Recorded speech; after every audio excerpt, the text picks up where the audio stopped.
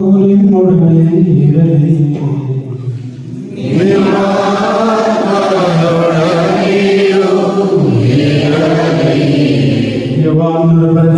ಶುಭ ಸಂದೇಶದಿಂದ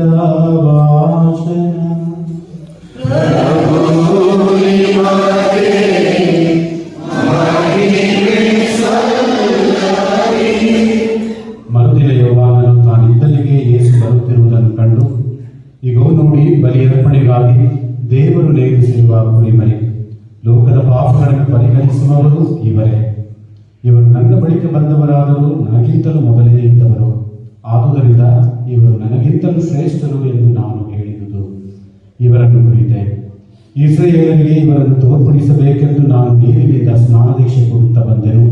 ಬರಬೇಕಾಗಿದ್ದವರು ಇವರೇ ಎಂದು ನನಗೂ ತಿಳಿದಿರಲಿಲ್ಲ ಎಂದು ಹೇಳಿದನು.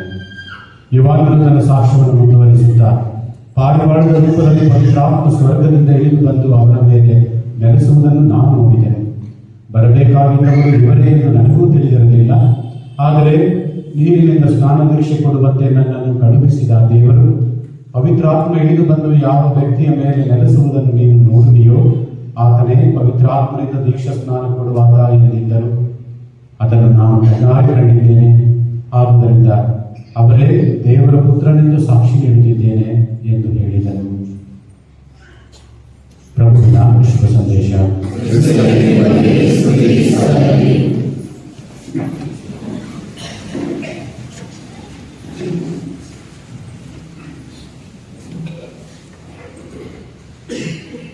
ದೀಕ್ಷಾ ಸ್ನಾನದ ನಂತರದ ಈ ವಾರದ ಶುಭ ಸಂದೇಶ ಸ್ನಾನಿಕ ಯೋಹಾನನ ಸಾಕ್ಷ್ಯವನ್ನು ಕುರಿತು ಮುಂದುವರಿಯುತ್ತಾ ಇದೆ.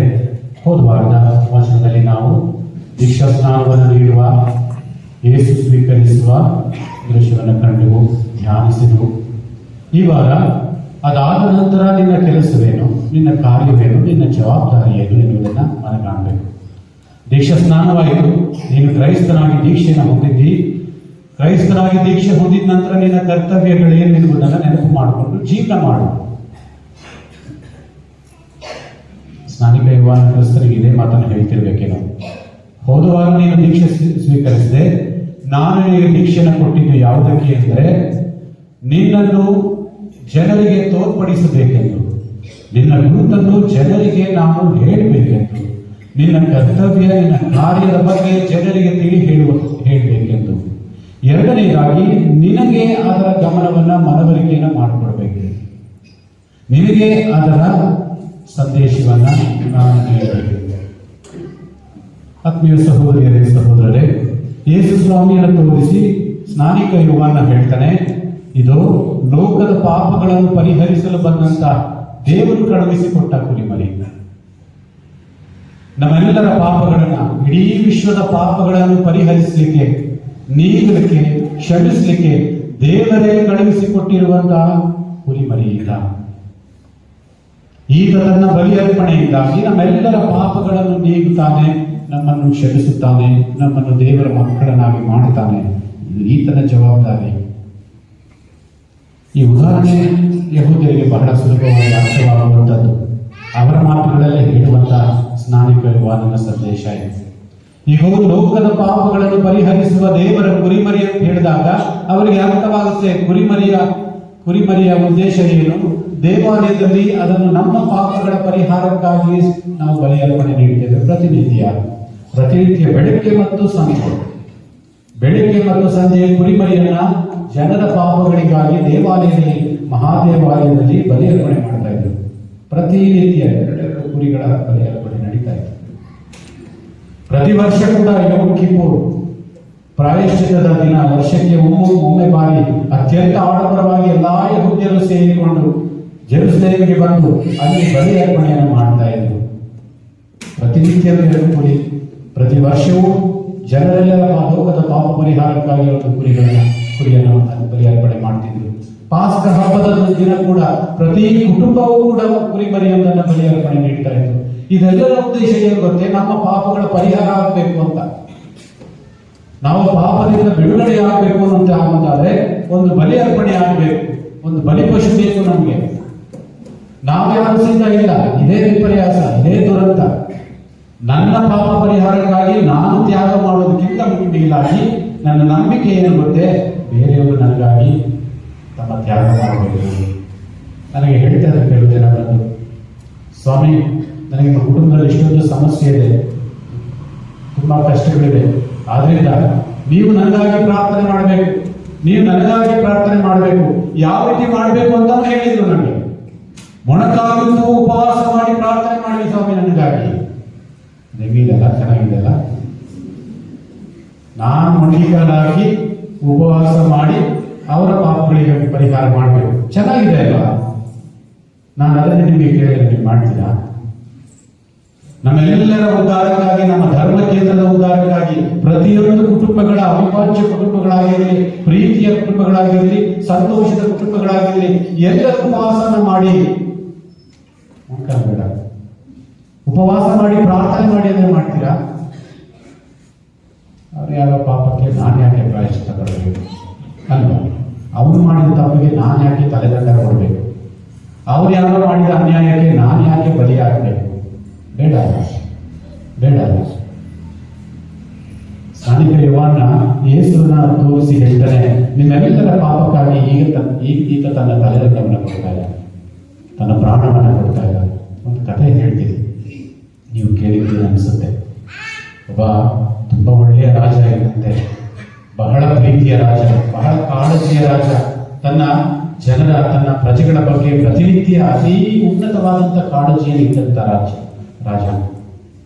ಆದರೆ ಹೋಗ್ತಾ ಹೋಗ್ತಾ ಒಂದಿನ ಅವನಿಗೆ ಅರ್ಥವಾಯಿತು, ತನ್ನ ಬೊಕ್ಕಸದಿಂದ ಚಿನ್ನ ಮತ್ತು ಕೆಲವು ಒಡವೆಗಳು ಕಾಣೆ ಆಗ್ತಾ ಇದೆ, ಕಳ್ತನ ಆಗ್ತಾ ಇದೆ ಅಂತ. ಅವನ ಗಮನಕ್ಕೆ ಬಂತು. ಸುಮ್ಮನೆ ಅದರ ಒಂದಿನ ಮತ್ತೆ ಕಳ್ತನ ಆಯಿತು. ಕಳ್ತನ ಆಗ್ತಾನೆ ಇತ್ತು ತನ್ನ ಬೊಕ್ಕಸದಿಂದ. ಆ ಬೊಕ್ಕಸ ಇರೋದು ಜನರಿಗಾಗಿ, ಯಾರೋ ಒಬ್ಬ ಕದ್ದ ಅಂತ ಹೇಳಿದ್ರೆ ಅದು ಪಾಪ, ಅದು ಅಪರಾಧ. ಈಗ ಏನ್ ಮಾಡಿದ್ರು?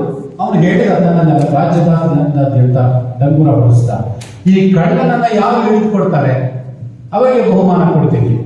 ಮತ್ತು ಆ ಕಳ್ಳನಿಗೆ 10 ಚಳಿಯನ್ನು ಶಿಕ್ಷೆ. 10 ಚಳಿಯನ್ನು ಏನು ಬಹಳ ಸಾಧಾರಣವಾದಂತಹ ಶಿಕ್ಷೆ ಅಲ್ಲ, ಬಹಳ ಕಠಿಣವಾದಂತಹ ಶಿಕ್ಷೆ. ಆಗ ಕಳ್ಳತನ ನಿಲ್ಲಿ ಬಂತೆ. 10 ಇದ್ದದ್ದು 20 ಆಯ್ತು. 20 ಚಳಿ ಏಟುಗಳು ಅವನಿಗೆ, ಇವರಿಗೆ ಡಬಲ್ 30 ಚಳಿ ಏಟುಗಳು, ಇವರಿಗೆ ಇನ್ನೊಂದು ಹೆಚ್ಚು ಲಾಭ. ಹಿಡಿದುಕೊಟ್ಟವರಿಗೆ ಲಾಭ ಜಾಸ್ತಿ ಆಗ್ತಿತ್ತು, ಇವರಿಗೆ ಶಿಕ್ಷಣ ಜಾಸ್ತಿ ಆಗ್ತಿತ್ತು. ಇವನು ಅವಳು 40 ಚಳಿ ಏಟು. ಕೊನೆಗೆ 40 ಚಳಿ ಏಟು ಅಂತ ಹೇಳಿದ್ರೆ ಮರಣದಂಡನೆ ಅಂತಾನೆ ಅರ್ಥ. 40 ಚಳಿ ಏಟುಗಳನ್ನು ತಿಂದವರು ಬದುಕಿದ್ದು ಚರಿತ್ರೆಗಳೇ ಇಲ್ಲ ಅನ್ನೋದು ಎಲ್ರಿಗೂ ಗೊತ್ತಿರುವ ಸತ್ಯ. ಹಾಗಾಗಿ ಮರಣದ ದಂಡನೆ. ಯಾರು ಕಳ್ಳ ಅವನು ಸಿಕ್ಕಿ ಹಾಕಿಕೊಂಡ್ರೆ ಅವನಿಗೆ ಚಳಿ ಏಟು, ಮರಣದಂಡನೆ. ಕಾದಿದ್ದು ರಾಜನೇ ಕಾದ. 2 ರಾತ್ರಿ 3 ರಾತ್ರಿ 4 ರಾತ್ರಿ ಕಳ್ದ ಕಳ್ಳನನ್ನ ಹಿಡ್ಕೊಂಡ. ಕಳ್ಳ ಯಾರು? ತನ್ನ ಸ್ವಂತ ಮಗಳು, ಮನೆಯಲ್ಲೇ ಇದ್ದಂಥ ಮಗಳು, ರಾಜಕುಮಾರಿ. ಈಗ ಜನರಲ್ಲಿ ಒಂದು ದ್ವಂದ್ವ. ರಾಜ ತನ್ನ ಮಗಳನ್ನ ಶಿಕ್ಷಿಸ್ತಾನ, ಅತಿಯಾಗಿ ಪ್ರೀತಿಸುವ ತನ್ನ ಮಗಳನ್ನ ಮರಣದಂಡನೆಗೆ ಗುರಿ ಮಾಡ್ತಾನ, ನ್ಯಾಯ ದೊರಕಿಸಿಕೊಡ್ತಾನ. ಏನ್ ಮಾಡ್ತಾನೆ ನೋಡೋಣ. ನ್ಯಾಯ ನಿರ್ಣಯ ಮಾಡಲೇಬೇಕು. ಆಯಿತು, ಮರಣದಂಡನೆ 40 ಚಳಿ ಏಟುಗಳು. ಸಾರ್ವಜನಿಕವಾಗಿ ಮಗಳನ್ನ ಎಳ್ಕೊಂಡು ಬಂದಾಯಿತು, ಕಂಬಕ್ಕೆ ಕಟ್ಟಿ ಹಾಕಾಯ್ತು. ಇದೇನು ಚಳಿ ಏಟು, ಹೊಡಿಲಿಕ್ಕೆ ಪ್ರಾರಂಭ ಮಾಡಬೇಕು. ರಾಜ ಹೇಳಿದ 1 ನಿಮಿಷ. ಹೋದ, ತನ್ನ ಬಟ್ಟೆಯನ್ನು ತೆಗೆದ, ಮಗಳನ್ನ ಹಾಕಿಕೊಂಡ, ಈಗ ಹೊಡಿಲಿ. ತನ್ನ ಮಗಳನ್ನ ಹಾಕಿಕೊಂಡ, ಈಗ ಹೊಡಿಲಿ. 40 ಹಾಕಿ ಹೊಡಿಲಿ. ಎಷ್ಟು ಹಾಕಿ? 20, 25, 30, 39. ರಾಜ ಸತ್ತು ಹೋದ, ಮಗಳು ಬದುಕೊಂಡು. ಆತ್ಮೀಯ ಸಹೋದರರೇ, ನಮಗಾಗಿ ಪ್ರಾಣ ಕೊಡುವ ದೇವರು ಮಾತ್ರ, ಕ್ರಿಸ್ತ ಮಾತ್ರ. ನಮಗಾಗಿ ತನ್ನ ಪ್ರಾಣವನ್ನೇ, ತನ್ನ ದೇಹವನ್ನೇ ಕೊಡುವನು ಕ್ರಿಸ್ತ ಮಾತ್ರ. ಅಂಥ ದೇವರ ಮಕ್ಕಳು ನಾವು, ಅಂಥ ದೇವರ ಸೌಭಾಗ್ಯವಂತ ಮಕ್ಕಳು ನಾವು. ಎಷ್ಟೇ ಪಾಪ ಮಾಡಿದ್ರು, ಕಳ್ಳತನ ಮಾಡಿದ್ರು, ವ್ಯಭಿಚಾರ ಮಾಡಿದ್ರು, ಸುಳ್ಳು ಹೇಳಿದ್ರು, ಮೋಸ ಮಾಡಿದ್ರು, ದೇವರ ನಾಮವನ್ನು ವಿನಾಕಾರಣ ಅನ್ಯಾಯವಾಗಿ ಇಲ್ಲಸಲ್ಲದ ಸ್ಥಳಗಳಲ್ಲೆಲ್ಲ ದುರುಪಯೋಗ ಮಾಡಿದ್ರು, ಏನೇ ಮಾಡಿದ್ರು ಕೂಡ ನಮ್ಮನ್ನು ಅತಿಯಾಗಿ ಪ್ರೀತಿಸುವವರು ದೇವರು ಮಾತ್ರ. ಅಂಥವನನ್ನು ತೋರಿಸಿ ಸ್ನಾನಿಕ ಯೋಹಾನ ಹೇಳ್ತಾನೆ, ನಿನ್ನ ಪಾಪಗಳಿಗಾಗಿ ನಿನ್ನ ಪಾಪಗಳಿಗಾಗಿ ತನ್ನ ಪ್ರಾಣವನ್ನೇ ಈಡು ಮಾಡಲು ಬಂದಂತ ಬಲಿಪಶು ಈತ. ತನ್ನ ಪ್ರಾಣವನ್ನೇ ಕೊಡಲಿಕ್ಕೆ ಸಿದ್ಧವಾಗಿ ಬಂದಿರುವಂತ ದೇವರ ಪುತ್ರ ಈತ, ದೇವರ ಕುರಿಮರಿ ಈತ. ಕುರಿಮರಿ ಅಂತ ಹೇಳಿದಾಗಲೇ ಸೌಮ್ಯವಾದಂಥ ಗುಣ, ಮೃದುವಾದಂಥ ಗುಣ, ಕೋಮಲವಾದಂಥ ಪ್ರಾಣಿಯ ಗುಣ. ಅಂದ್ರೆ ಸರ್ವೇಶ್ವರ ಸ್ವಾಮಿ ಹೇಳ್ತಾರೆ ಯೋಹಾನನ ಶುಭ ಸಂದೇಶ 3ನೇ ಅಧ್ಯಾಯ 15, 16, 17ನೇ ವಚನಗಳಲ್ಲಿ ಓದಿ. ದೇವರ ಲೋಕವನ್ನು ಎಷ್ಟೊಂದು ಪ್ರೀತಿಸಿದರು ಅಂತ ಹೇಳಿದ್ರೆ ತಮ್ಮ ಏಕೈಕ ಪುತ್ರನನ್ನೇ ಜಗತ್ತಿಗೆ ನೀಡಿದ್ರು. ಯಾಕೆ? ಯಾರೆಲ್ಲರೂ ಇವರಲ್ಲಿ ವಿಶ್ವಾಸವಿರಿಸ್ತಾರೋ ಅವರು ನಾಶವಾಗಬಾರದು ಅಂತ, ಉದ್ಧಾರವಾಗಬೇಕು ಅಂತ. ದೇವರ ಕುರಿಮರಿ, ದೇವರ ಕುರಿಮರಿ ಅಂತ ಅವರ ಕೈ ಎತ್ತಿ ತೋರಿಸುವಾಗ ಅದರ ಅರ್ಥ ಏನು ಗೊತ್ತೇ? ಈತ ಬಂದದ್ದು ನಿನ್ನನ್ನು ತೀರ್ಪು ಮಾಡಲಿಕ್ಕೆ ಅಲ್ಲ, ಖಂಡನೆ ಮಾಡಲಿಕ್ಕೆ ಅಲ್ಲ, ನಿನ್ನನ್ನು ದೂರ ಮಾಡಲಿಕ್ಕೆ ಅಲ್ಲ, ನಿನ್ನನ್ನು ಕ್ಷಮಿಸಲಿಕ್ಕೆ, ನಿನ್ನನ್ನು ಪ್ರೀತಿಸಲಿಕ್ಕೆ, ನಿನ್ನನ್ನು ದೇವರ ಮಗಳಾಗಿ ಮತ್ತೊಮ್ಮೆ ಆರಿಸಿಕೊಂಡು ಆ ವರ್ಗಕ್ಕೆ ಸೇರಿಸಲಿಕ್ಕೆ. ಶಿಕ್ಷೆ ಕೊಡ್ಲಿಕ್ಕಲ್ಲ, ನಿನ್ನನ್ನು ದೂರ ಮಾಡಲಿಕ್ಕೆ ಅಲ್ವೇ ಅಲ್ಲ. ತಪ್ಪು ಮಾಡೋದು ಸಹಜ, ಆದರೆ ಆ ತಪ್ಪನ್ನ ಕ್ಷಮಿಸಿ ಮತ್ತೊಮ್ಮೆ ಅವರಿಗೆ ಉತ್ತಮವಾದಂತಹ ಅವಕಾಶಗಳನ್ನ, ಪರಿಸರವನ್ನ ನಿರ್ಮಿಸೋದಿದೆಯಲ್ಲ, ಅದು ಮಹಾಕಾರ್ಯ, ದೇವರ ಕಾರ್ಯ. ಆ ದೇವರ ಕಾರ್ಯದಲ್ಲಿ ನಾವು ಭಾಗಿಯಾಗಬೇಕು ಅನ್ನೋದೇ ವಾಚನಗಳ ಉದ್ದೇಶ, ದೇವರ ಉದ್ದೇಶ. ಯೇಸು ಸ್ವಾಮಿ ಬಂದದ್ದು ಯಾವುದಕ್ಕೆ? ತೀರ್ಪಿಡಲು ಅಲ್ಲ. ನಾನು ಬಂದಿರುವುದು ನಿಮ್ಮ ಜಗತ್ತಿಗೆ, ಲೋಕಕ್ಕೆ ತೀರ್ಪು ಕೊಡಲು ಅಲ್ಲ, ನಾನು ಬಂದದ್ದು ಲೋಕೋದ್ಧಾರಕ್ಕಾಗಿ ಅಂತ. ಅದೇ ಯೋಹಾನನ ಶುಭ ಸಂದೇಶ 12ನೇ ಅಧ್ಯಾಯ 47ನೇ ವಚನದಲ್ಲಿ ಕಾಣ್ತೇವೆ. ದೇವಾಲಯದಲ್ಲಿ ನಿಂತುಕೊಂಡು ಯೇಸು ಸ್ವಾಮಿ ಪ್ರಬೋಧನೆ ಮಾಡ್ತಾ ಇದ್ದಾರೆ. ಅಂತಿಮವಾಗಿ ಹೇಳ್ತಾರೆ, ನೀವು ನನ್ನಲ್ಲಿ ವಿಶ್ವಾಸವಿರಿಸಬೇಕು. ನನ್ನಲ್ಲಿ ವಿಶ್ವಾಸವಿರಿಸಬೇಕು ಅನ್ನೋದಾದ್ರೆ ನನ್ನ ಕಾರ್ಯಗಳನ್ನು ನೋಡಿ. ನನ್ನ ಮಾತುಗಳಲ್ಲಿ ವಿಶ್ವಾಸ ಇಲ್ಲ ಅನ್ನೋದಾದ್ರೆ ನನ್ನ ಕಾರ್ಯಗಳನ್ನಾದರೂ ನೋಡಿ. ನನ್ನ ಕಾರ್ಯವನ್ನು ನೋಡಿ ಆದರೂ ನನ್ನಲ್ಲಿ ವಿಶ್ವಾಸವಿರಿಸಿರಿ. ನಾನು ಬಂದಿರುವುದು ನಿಮ್ಮ ಶಿಕ್ಷೆಗಾಗಿ ಅಲ್ಲ. ನನ್ನ ಈ ಬೋಧನೆ, ನನ್ನ ಕಾರ್ಯ, ನನ್ನ ಈ ಜೀವನವೆಲ್ಲವೂ ನಿಮ್ಮ ಉದ್ಧಾರಕ್ಕಾಗಿ ಅಂತ 47ನೇ ವಚನದಲ್ಲಿ ಹೇಳ್ತಾರೆ. ಆ ಮಹಿಳೆಯನ್ನು ನೋಡಿ ಹೇಳ್ತಾರೆ, 8ನೇ ಅಧ್ಯಾಯ ಓದಿ ಯೋಹಾನನ ಶುಭ ಸಂದೇಶ. ವ್ಯಭಿಚಾರದಲ್ಲಿ ಸಿಕ್ಕಿಕೊಂಡಂತಹ ಮಹಿಳೆ, ಎಲ್ಲರೂ ಕಲ್ಲೆಸೆದು ಕೊರತೆಗೊಂಡು ಇರ್ತಾರೆ. ಯೇಸು ಸ್ವಾಮಿ ಪ್ರಶ್ನೆಗೆ ತಿರುತ್ತರರಾಗಿ ಮನೆಗೆ ಹೋಗ್ತಾರೆ. ಕೊನೆಯದಾಗಿ ಯೇಸು ಸ್ವಾಮಿ ಆಕೆಯನ್ನು ನೋಡಿ ಕೇಳ್ತಾರೆ, ಅಮ್ಮ, ನಿನ್ನನ್ನು ಯಾರು ಶಿಕ್ಷೆಗೆ ಗುರಿ ಮಾಡಲಿಲ್ವಾ? ಯಾರು ನಿನ್ನನ್ನು ಶಿಕ್ಷಿಸಲಿಲ್ವಾ? ಆಕೆ ಹೇಳ್ತಾರೆ, ಇಲ್ಲ ಸ್ವಾಮಿ. ಯೇಸು ಹೇಳುವ ಮಾತು ಆಗಾಗ ನೆನಪಿಸ್ಕೊಳ್ಳಿ, ನಾನು ಕೂಡ ನಿನ್ನನ್ನು ಶಿಕ್ಷಿಸೋದಿಲ್ಲ, ಖಂಡಿತವಾಗಿ ನಿನ್ನನ್ನು ಶಿಕ್ಷಿಸೋದಿಲ್ಲ. ನನ್ನ ಗುಣ ಅಲ್ಲ, ದೇವರು ನಮಗೆ ಶಿಕ್ಷೆಯನ್ನು ಕೊಡೋದಿಲ್ಲ. ಇದನ್ನು ವಿಶ್ವಾಸಿಸಬೇಕು, ಇದನ್ನು ವಿಶ್ವಾಸಿಸಿ. ದೇವರು ಎಂದಿಗೂ ಕೂಡ ನಮ್ಮನ್ನು ಶಿಕ್ಷಿಸೋದಿಲ್ಲ. ದೇವರು ಎಂದಿಗೂ ಕೂಡ ನಮಗೆ ಕಾಯಿಲೆಯನ್ನು ಕೊಡೋದಿಲ್ಲ. ದೇವರು ಎಂದಿಗೂ ಕೂಡ ನಮಗೆ ರೋಗಗಳನ್ನು ಬರೆಸೋದಿಲ್ಲ. ದೇವರು ಎಂದಿಗೂ ಕೂಡ ನಮ್ಮ ಕಷ್ಟಗಳಿಗೆ ನಮ್ಮ ಹಣವನ್ನ ಅಥವಾ ಆಸ್ತಿಯನ್ನ, ಅಂತಸ್ತನ್ನ ಕಿತ್ಕೊಳ್ಳೋದಿಲ್ಲ. ದೇವರು ಎಂದಿಗೂ ನಮಗೆ ಶಿಕ್ಷೆಯನ್ನು ಕೊಡೋದೇ ಇಲ್ಲ, ಸತ್ಯವಾಗೂ ಕೊಡೋದಿಲ್ಲ. ಅಂಥವು ದೇವರಾಗಲಿಕ್ಕೆ ಸಾಧ್ಯವೇ ಇಲ್ಲ. ಜಗತ್ತಿಗೆ ಹೋಗಿ ಹೇಳಿ ಈ ವಿಚಾರಗಳನ್ನ. ನಾನು ಧೈರ್ಯವಾಗಿ ಹೇಳ್ತೀನಿ, ಯಾರು ಶಿಕ್ಷಿಸ್ತಾರೋ ಅವನು ದೇವರಾಗಲಿಕ್ಕೆ ಸಾಧ್ಯನೇ ಇಲ್ಲ. ಯಾರು ಶಾಪ ಕೊಡ್ತಾನೋ ಅವನು ದೇವರಾಗಲಿಕ್ಕೆ ಸಾಧ್ಯನೇ ಇಲ್ಲ. ಯಾರು ನನ್ನ ಕಣ್ಣೀರನ್ನ ನೋಡಿಕೊಂಡು ಸಂತೋಷವಾಗಿ ನನ್ನಂತ ಇರ್ತಾನೋ ಅವನು ದೇವರಾಗಿರ್ಲಿಕ್ಕೆ ಸಾಧ್ಯನೇ ಇಲ್ಲ, ಇಲ್ಲವೇ ಇಲ್ಲ. ನನ್ನ ದೇವರು ಅಂತವರಲ್ಲ, ನಿಮ್ಮ ದೇವರು ಅಂತವರ ಅಂತ ಪ್ರಶ್ನೆ ಮಾಡಿಕೊಳ್ಳಿ. ನನ್ನ ದೇವರು ನನ್ನನ್ನು ಶಿಕ್ಷಿಸೋದೇ ಇಲ್ಲ. ಆ ಮಹಿಳೆಯನ್ನು ನೋಡಿ ಯೇಸು ಸ್ವಾಮಿ ಹೇಳ್ತಾರೆ, ನಾನು ನಿನ್ನನ್ನು ಶಿಕ್ಷಿಸೋದಿಲ್ಲ, ಹೋಗು ಮನೆಗೆ ಸಂತೋಷವಾಗಿ. ಆದರೆ ಒಂದು, ಮತ್ತೆ ಹೋಗಿ ಪಾಪ ಮಾಡಬೇಡ, ಮತ್ತೆ ಹೋಗಿ ಪಾಪ ಮಾಡಬೇಡ. ಪಾಪ ಮಾಡಿದ್ರೆ ನಿನ್ನ ಮೇಲೆ ನೀನೇ ಶಿಕ್ಷೆಯನ್ನು ತರಿಸ್ಕೊಳ್ತೀಯ, ನಿನ್ನ ಮೇಲೆ ನೀನೇ ಶಾಪವನ್ನು ಬರೆಸ್ಕೊಳ್ತೀಯ. ನಾನಲ್ಲ, ನೀನೇ ಮಾಡ್ಕೊಳ್ತೀಯ. ನೋಡಿ, ಇದು ಒಳ್ಳೆ ಮರ, ಇದು ಕೆಟ್ಟ ಮರ, ಈ ಹಣ್ಣನ್ನು ತಿನ್ನು, ಯಾವ ಮರದ ತಿನ್ಬೇಡ. ನಿರ್ಧಾರ ನಿನ್ನದೇ. ಶಾಪ ಬೇಕಾದ್ರೆ, ಆಶೀರ್ವಾದ ಬೇಕಾದ್ರೆ ನಿನ್ನದೇ ನಿರ್ಧಾರ, ಸ್ವಾತಂತ್ರ್ಯ ನಿನ್ನದೇ. ನಿನಗೆ ಜ್ಞಾನವನ್ನ, ಬುದ್ಧಿಯನ್ನು ಕೊಟ್ಟಿದ್ದೇನೆ, ನೀನೇ ನಿರ್ಧಾರ ಮಾಡು. ಒಳ್ಳೆಯದು ಬೇಕಾದ್ರೆ ಏನು ಬೇಕು ಅಂತ ನಮ್ಮ ಪ್ರೊಫೆಸರ್ ಹೇಳ್ತಿದ್ರು. ಫಾದರ್ ಜೋ ಫ್ರಾನ್ಸಿಸ್ ಅಂತ ಇದ್ರು. ಇಲ್ಲಿಗೂ ಬಲಿ ಪೂಜೆಗೆ ಬರ್ತೀನಿ ಅಂತ ಕೇಳ್ಪಟ್ಟಿದ್ದೀನಿ.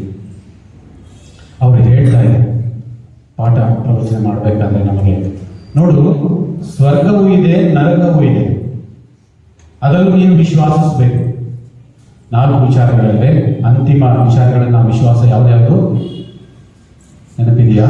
ಕ್ಯಾಟಗಿಸಮ್, ಮರಣ, ಎಲ್ಲರೂ ಸಾಯಲೇಬೇಕು. 4 ವಿಚಾರಗಳು: ಮರಣ, ಸ್ವರ್ಗ, ನರಕ, ತೀರ್ಪು. ಮರಣ, ಸ್ವರ್ಗ, ನರಕ, ತೀರ್ಪು. ಈ 4 ವಿಚಾರಗಳ ಪಾಠವನ್ನು ಮಾಡಬೇಕಾದ್ರೆ ಅವರು ಹೇಳ್ತಾ ಇದ್ರು, ನೀನು ಸತ್ತ ನಂತರ ದೇವರ ಮುಂದೆ ಹೋಗಿ ನಿಂತ್ಕೊಳ್ತೀಯ.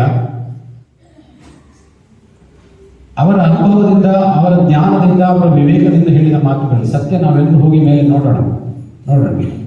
ಅದಾದ ವಿಚಾರ. ಮರಣ ಆದಾಗ ನೀನು ದೇವರ ಮುಂದೆ ಹೋಗಿ ನಿಂತ್ಕೊಳ್ತೀಯ. ನ್ಯಾಯ ವಿಚಾರಣೆ ನಡೆಯುತ್ತೆ.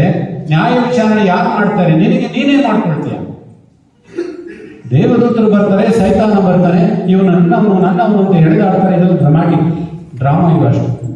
ಡ್ರಾಮಾ ಈ ರೀತಿಯಾಗಿ ಹೇಳಿದ್ರೆ ಮಕ್ಕಳಿಗೆ ಅರ್ಥ ಆಗುವಂತ ಮಾಡಿದ್ರೆ ನಾವು ಹೋಗಿ ನಿಂತ್ಕೊಳ್ತೀಯ.